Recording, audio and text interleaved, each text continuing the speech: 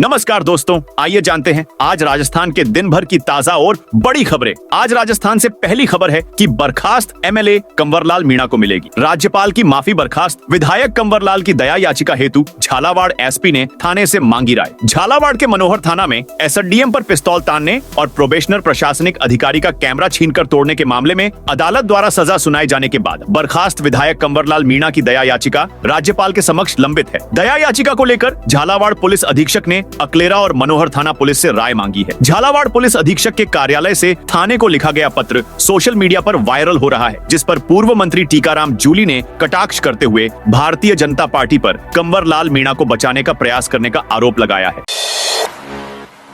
1 जुलाई से जयपुर आगरा हाईवे पर महंगा होगा सफर। जयपुर आगरा नेशनल हाईवे 21 पर 1 जुलाई से सफर करना अब और महंगा हो जाएगा। नेशनल हाईवे प्राधिकरण ने टोल की दरों में बढ़ोतरी कर दी है, जो 1 जुलाई से लागू होगी। हालांकि राहत की बात यह है कि इस बार कार आदि हल्के वाहनों के टोल में बढ़ोतरी नहीं की गई है, जबकि कॉमर्शियल वाहनों की टोल फीस में 5 रुपए से 15 रुपए तक बढ़ाए गए हैं, जबकि स्थानीय प्राइवेट वाहनों के लिए उपयोगकर्ता शुल्क का 75% और स्थानीय कॉमर्शियल वाहनों के लिए 50% ही टोल देना होगा। सीनियर सिटीजन को अटारी बॉर्डर पर ले जाएगी सरकार। देवस्थान विभाग राजस्थान के सीनियर सिटीजन को धार्मिक स्थलों के साथ फ्री में अटारी बॉर्डर की भी सैर करवाएगा। वरिष्ठ नागरिक तीर्थ यात्रा योजना 2025 में यात्रियों को अमृतसर के स्वर्ण मंदिर के साथ साथ अटारी बॉर्डर की रिट्रीट सेरेमनी भी दिखाई जाएगी। इस योजना के लिए जुलाई अगस्त का भी शेड्यूल जारी किया गया है। इसमें रामेश्वरम की यात्रा कराई जाएगी। इसके अलावा सिख समुदाय के सीनियर सिटीजन के लिए पटना साहिब और नांदेड़ साहिब की यात्रा की भी प्लानिंग हो रही है। यदि एक ट्रेन के अनुसार लगभग 800 यात्री मिल जाते हैं तो यह यात्रा भी जल्द शुरू की जाएगी। यदि संख्या 800 हो जाए तो यह यात्रा भी जल्द शुरू की जाएगी। कम रहती है तो ऑप्शनल माध्यम से श्रद्धालुओं को दर्शन करवाने की व्यवस्था की जाएगी। जयपुर के ईएसआईसी हॉस्पिटल को बम से उड़ाने की धमकी। जयपुर के ईएसआईसी हॉस्पिटल को आज बम से उड़ाने की धमकी मिली। हॉस्पिटल को अजमल कसाब के नाम से मेल आया था। मेल मिलते ही अस्पताल प्रशासन और सुरक्षा एजेंसियां सतर्क हो गई। सूचना पर police, fire brigade, bomb squad, civil defence और अन्य टीमें मौके पर पहुंच गईं। पूरे अस्पताल परिसर में तलाशी अभियान चलाया गया, लेकिन संदिग्ध वस्तु नहीं मिली। इसके बाद हॉस्पिटल में सर्च ऑपरेशन बंद कर दिया गया। मेल की जांच साइबर सेल को सौंपी गई है। पाक खुफिया एजेंसी के लिए जासूसी करने वाला विशाल यादव 4 दिन की रिमांड पर। पाकिस्तानी खुफिया एजेंसी के लिए जासूसी करने वाले विशाल यादव को आज 26 जून को कोर्ट में पेश किया गया। अदालत ने विशाल को 4 दिन की रिमांड पर भेजा है। एजेंसी इस मामले में कड़ी पूछताछ और पड़ताल कर रही है ताकि इससे जुड़े नेटवर्क तक पहुंचा जा सके। दिल्ली के नौसेना भवन में अपर डिवीजन क्लर्क यूडीसी विशाल को पाकिस्तान की खुफिया एजेंसी के लिए जासूसी करने के आरोप में राजस्थान पुलिस की खुफिया विंग ने गिरफ्तार किया था। सीआईडी अब इस मामले में उसके ऑफिस के करीबी रेवाड़ी, हरियाणा में उसके गांव पुंसिका आदि पर भी पड़ताल कर सकती है। फिलहाल प्राथमिक पूछताछ में सामने आया है कि विशाल यादव ऑनलाइन गेम खेलने का आदी था और अपनी आर्थिक जरूरतों को पूरा करने के लिए उसने पाक की खुफिया एजेंसी के लिए काम किया। झालावाड़ में बिजली गिरने से 3 की मौत। राजस्थान में गुरुवार को झालावाड़ जिले में मौसम ने अचानक करवट ली और आकाशीय बिजली गिरने से 3 लोगों की दर्दनाक मौत हो गई। इनमें एक 35 वर्षीय महिला भी शामिल थी, जो 4 बच्चों की मां थी। ये हादसा जिले के अलग अलग इलाकों में हुआ, जिसने परिवारों को गहरे सदमे में डाल दिया। अकलेरा थाना क्षेत्र में भी 2 अलग अलग हादसों में आकाशीय बिजली ने 2 युवकों की जान ले ली। पोलाव गांव के प्रेमचंद मीणा और कोटड़ी गांव के कैलाश तंवर बिजली की चपेट में आ गए। दोनों की मौके पर ही मौत हो गई। पुलिस ने दोनों शवों को अकलेरा अस्पताल की मोर्चरी में रखवाया है, जहां पोस्टमार्टम किया जाएगा।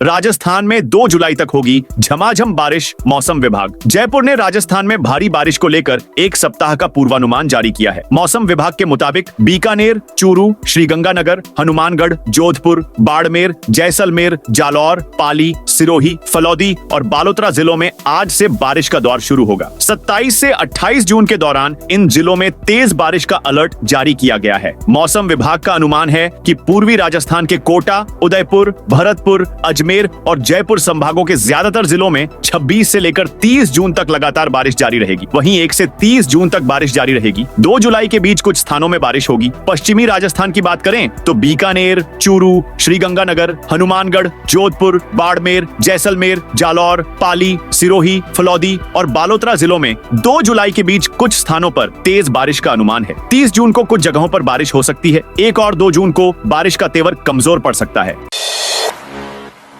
सांवलिया जी मंदिर में दूसरे राउंड की गिनती पूरी। चित्तौड़गढ़ जिले के मंडफिया गांव में स्थित मेवाड़ के प्रसिद्ध श्री सांवलिया जी मंदिर में भक्तों का खूब चढ़ावा आया है। मंदिर में आज गुरुवार को भंडार की गिनती का दूसरा राउंड खत्म हुआ। अभी तक 2 राउंड की गिनती हो चुकी है, जिसमें कुल 12 करोड़ 5 लाख रुपए गिने गए हैं। गुरुवार को सुबह राजभोग आरती के बाद मंदिर में दूसरे राउंड की गिनती शुरू हुई। इस दिन 1 करोड़ 80 लाख रुपए गिने गए। इससे पहले 24 जून यानी सोमवार को जब भंडार खोला गया था, तब पहले दिन 10 करोड़ 25 लाख रुपए गिने गए थे। इन दोनों राउंड की राशि जोड़ने पर कुल गिनती 12.05 करोड़ रुपए हो जाती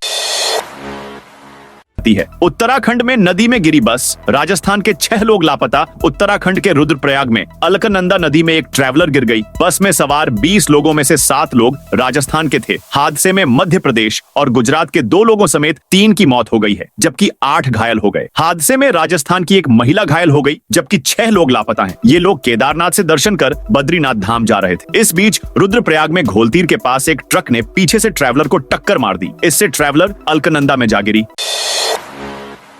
महेश जोशी की जमानत पर हाईकोर्ट जज का सुनवाई से इनकार। जल जीवन मिशन जेजेएम घोटाले में जेल में बंद पूर्व मंत्री महेश जोशी की जमानत याचिका पर आज हाईकोर्ट ने सुनवाई से इनकार कर दिया। जस्टिस अनिल उपमन की अदालत ने मामले में एक्सेप्शन सुनवाई से इनकार ले लिया। अब जुलाई में दूसरी बेंच में मामला सुनवाई के लिए लगेगा। महेश जोशी ने ईडी मामलों की विशेष अदालत द्वारा 13 जून को जमानत खारिज करने के बाद हाई कोर्ट में जमानत याचिका लगाई थी। इस पर आज सुनवाई नहीं हो सकी। पाक विस्थापितों को बिजली कनेक्शन नहीं मिल रहा। जोधपुर के बोरानाडा के बिजली घर का गुरुवार को पाक विस्थापितों ने घेराव किया। पाक विस्थापितों का कहना था कि बिजली विभाग की ओर से उन्हें बिजली कनेक्शन नहीं दिए जा रहे हैं, इसके लिए उन्हें चक्कर कटवाए जा रहे हैं। वहीं जिन घरों में बिजली के कनेक्शन है, वहां पर कम वोल्टेज की समस्या है। धरना स्थल पर पाक विस्थापितों का नेतृत्व कर रहे वीरेंद्र प्रताप सिंह पाल ने बताया, बोरानाडा के बिजली घर में कई नकारा अफसर काम कर रहे हैं, जो जनता की समस्याओं का समाधान नहीं कर रहे हैं। ये अफसर मौके पर जाने के बजाय एसी के कमरों में बैठकर प्लानिंग बनाते हैं। करौली बस स्टैंड पहुंचे डिप्टी सीएम बैरवा। राजस्थान के उप मुख्यमंत्री प्रेमचंद बैरवा ने गुरुवार को करौली बस स्टैंड का औचक निरीक्षण किया। उन्होंने बस स्टैंड की साफ सफाई और यात्री सुविधाओं का जायजा लिया। यात्रियों और स्थानीय लोगों से उनकी समस्याएं सुनी। उप मुख्यमंत्री ने अधिकारियों को यात्री सुविधाओं में सुधार के लिए तत्काल कार्रवाई के निर्देश दिए। उन्होंने कहा कि प्रदेश सरकार हर नागरिक को सुविधा, सुरक्षा और सम्मानपूर्ण परिवेश देने के लिए प्रयासरत है। दौसा में झोलाछाप डॉक्टरों पर स्वास्थ्य विभाग की बड़ी कार्रवाई। राजस्थान के दौसा जिले में झोलाछाप डॉक्टरों के खिलाफ स्वास्थ्य विभाग ने कड़ा रुख अपनाया है। बांदीकुई ब्लॉक में अवैध क्लिनिक चलाने वालों की अब खैर नहीं। स्वास्थ्य विभाग ने आम लोगों की जान से खिलवाड़ करने वाले इन फर्जी डॉक्टरों पर नकेल कसने के लिए एक विशेष अभियान शुरू किया है। इस अभियान के तहत 6 अवैध क्लिनिकों को नोटिस जारी किए गए हैं और कई जगहों से दवाइयां भी जब्त की गई हैं। स्टेट ओपन स्कूल में फर्जी मार्कशीट का बड़ा घोटाला। राजस्थान में पेपर लीक और डमी उम्मीदवारों के बाद अब फर्जी मार्कशीट बेचने का सनसनीखेज मामला सामने आया है। राजस्थान स्टेट ओपन स्कूल से जुड़े इस घोटाले में अच्छे अंकों वाली मार्कशीट को एडिट कर दूसरे छात्रों के नाम और फोटो के साथ बेचा जा रहा था। ये खुलासा जयपुर पुलिस की जांच में हुआ। पुलिस ने इस मामले में ओपन स्कूल के संविदा कर्मी राकेश कुमार शर्मा को गिरफ्तार किया है। उस पर आरोप है कि उसने 2019-20 की एक असली मार्कशीट में हेरफेर कर उसे शालिनी नाम की छात्रा के नाम से जारी किया। मूल छात्र दीपक की मार्कशीट को सिस्टम से ही हटा दिया गया। इस फर्जीवाड़े ने स्कूल के सिस्टम की विश्वसनीयता पर सवाल खड़े कर दिए हैं। राजस्थान में अब स्टूडेंट्स की डिमांड पर होंगे एग्जाम। राजस्थान में अब स्टूडेंट्स को एग्जाम के लिए वेट नहीं करना पड़ेगा। स्टूडेंट्स की डिमांड पर परीक्षा का आयोजन किया जाएगा। राजस्थान स्टेट ओपन स्कूल द्वारा जुलाई से इस प्रक्रिया की शुरुआत की जा रही है। इसके बाद स्टूडेंट ऑन डिमांड पसंदीदा सब्जेक्ट का एग्जाम दे सकेगा। बता दें कि हर साल करीब 1,50,000 स्टूडेंट्स स्टेट ओपन स्कूल 10वीं और 12वीं के लिए रजिस्टर्ड होते हैं। माध्यमिक शिक्षा विभाग के निवर्तमान निदेशक आशीष मोदी ने बताया, जुलाई महीने से राजस्थान स्टेट ओपन स्कूल में स्टूडेंट्स को ऑन डिमांड एग्जाम की सुविधा दी जाएगी। शिक्षा विभाग द्वारा इस प्रक्रिया को लागू करने के लिए डिजिटल तकनीक से सॉफ्टवेयर और एडमिशन प्रणाली के साथ ही क्वेश्चन बैंक तैयार कर लिए गए। 6 महीने बाद पूर्व सभापति के साइन से 17 पट्टे जारी। जालोर नगर परिषद में फर्जी पट्टा जारी करने का मामला सामने आया है। सभापति गोविंद टांक का कार्यकाल समाप्त होने के 6 महीने बाद 25 मई 2025 को उनके हस्ताक्षर से 17 पट्टे जारी हुए हैं, जबकि अभी प्रशासक राजेश मेवाड़ा के हस्ताक्षर जारी होने थे। मामले में प्रशासक ने जांच शुरू की और शाखा प्रभारी अनिल कुमार को निलंबित कर दिया।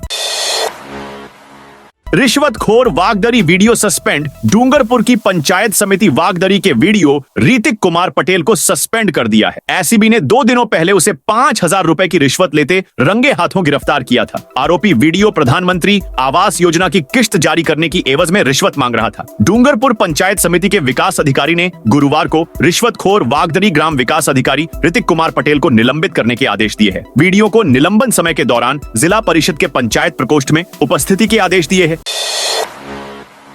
आरक्षण की मांग को लेकर जाट समाज करेगा हुंकार सभा। भरतपुर के डेहरा मोड़ पर जाट समाज 29 जून को हुंकार सभा करेगा, जिसके लिए गांव-गांव पीले चावल बांटकर लोगों को न्योता दिया जा रहा है। हुंकार सभा में आंदोलन की रणनीति बनाई जाएगी। जाट समाज 4 सूत्रीय मांगों को लेकर आंदोलन की तैयारी कर रहा है, जिसमें सबसे बड़ी मांग केंद्र की ओबीसी में भरतपुर, धौलपुर और डीग जिले के जाट समाज को शामिल करने की रहेगी। जाट आरक्षण संघर्ष समिति के संयोजक नेम सिंह फौजदार ने कहा कि भरतपुर, धौलपुर और डीग जिले के जाटों को केंद्र की ओबीसी में आरक्षण की मांग को लेकर 29 जून को हुंकार सभा आयोजित की जाएगी। डेहरा मोड़ पर होने वाली सभा की तैयारियां चल रही हैं। आज भरतपुर और डीग जिले के कई गांवों में पीले चावल बांटकर लोगों को हुंकार सभा में आने का न्योता दिया गया।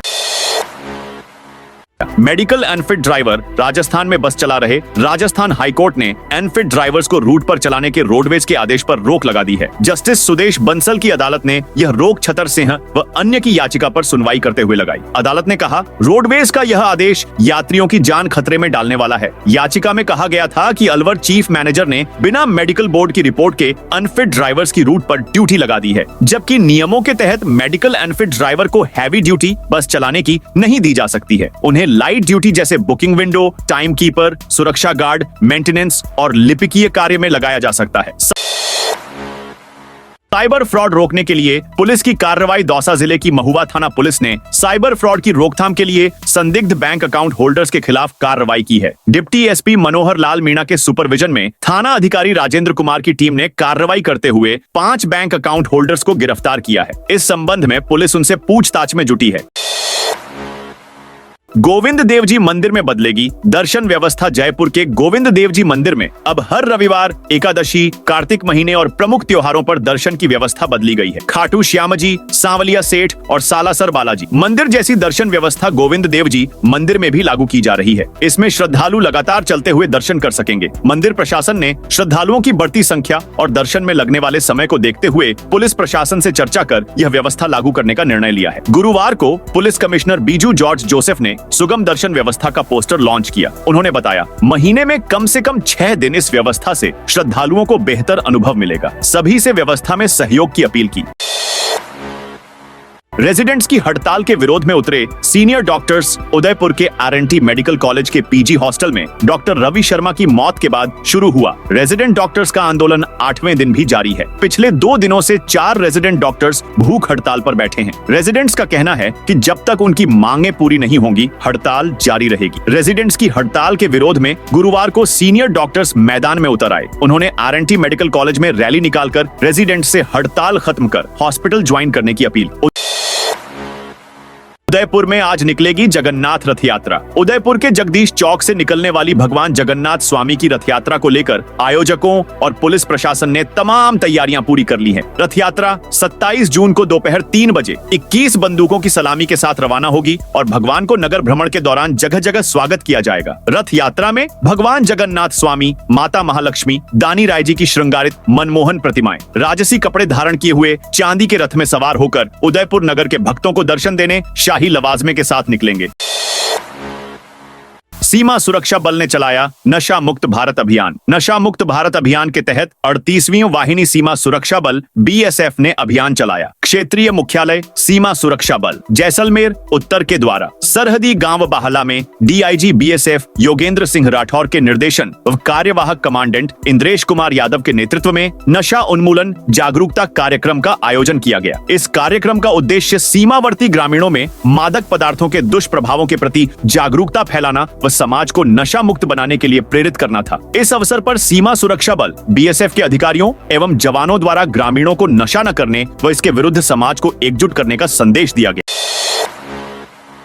भाजपा प्रदेशाध्यक्ष बोले, सीएम भजनलाल को हटाने का कोई षड्यंत्र नहीं। उदयपुर में प्रदेशाध्यक्ष मदन राठौड़ ने मीडिया से बातचीत में कहा कि राजस्थान की भाजपा सरकार के चेहरे मुख्यमंत्री भजनलाल शर्मा को हटाने का कोई षड्यंत्र नहीं चल रहा है। भाजपा में सरकार और संगठन के बीच बेहतर तालमेल है और केंद्र राज्य की डबल इंजन की सरकार अच्छा काम कर रही है। प्रदेश कांग्रेस अध्यक्ष गोविंद सिंह डोटासरा को निशाने साधते हुए कहा कि डोटासरा जब शिक्षा मंत्री थे उस समय सीएम और डिप्टी सीएम के बीच रस्साकसी चली, वो याद आ रहा है। भाजपा में ऐसा नहीं है, हमारे यहाँ तो भाजपा संगठन और सरकार के बीच अच्छा समन्वय और तालमेल है, सरकार अच्छा काम कर रही है। गैंगस्टर लॉरेंस बिश्नोई के नाम से यूट्यूबर को मिली धमकी। अजमेर के फेमस यूट्यूबर दिलराज सिंह उर्फ मिस्टर इंडियन हैकर को गैंगस्टर लॉरेंस बिश्नोई के नाम से धमकी भरा ईमेल मिला है, जिसमें 80 लाख रुपए बिटकॉइन में देने की मांग की गई है। 23 जून को आए इस मेल में दिलराज, उनके परिवार और टीम को नुकसान पहुंचाने की बात कही गई है। मेल में यह भी लिखा गया कि पिछले 1 महीने से उन पर निगरानी रखी जा रही है और यदि उन्होंने पुलिस को सूचना दी तो गंभीर परिणाम भुगतने पड़ सकते हैं। इसके बाद दिलराज ने 25 जून को अजमेर के आदर्श नगर थाने में रिपोर्ट दर्ज कराई। तो दोस्तों, ये थी आज राजस्थान की बड़ी खबरें। आप इस वीडियो को कौन से जिले से देख रहे हैं, उस जिले का नाम जरूर बताइए।